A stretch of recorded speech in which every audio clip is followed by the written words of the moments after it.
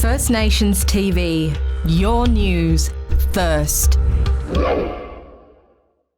It's a disturbing estimate that 40% of First Nations adults have minimal English literacy, and this figure can rise to as high as 70% in remote communities.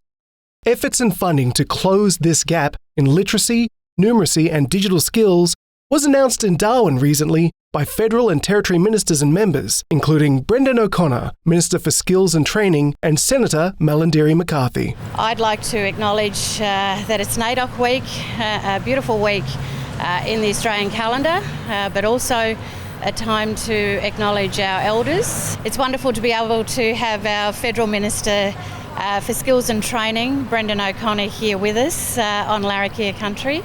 There's no doubt that we need to do better in investing in skills and investing in numeracy, literacy and digital skills.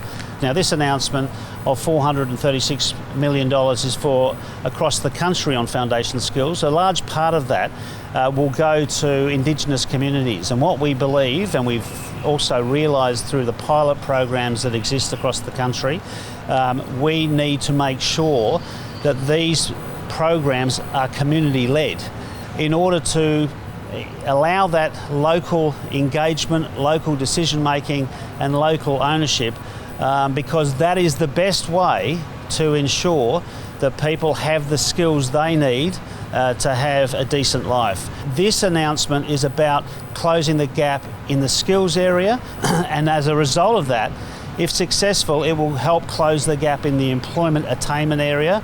We're also, of course, negotiating a national skills agreement with all state and territory governments. So I'm here, of course, not only with Luke and Malarndirri, but also with the Minister, Paul Kirby.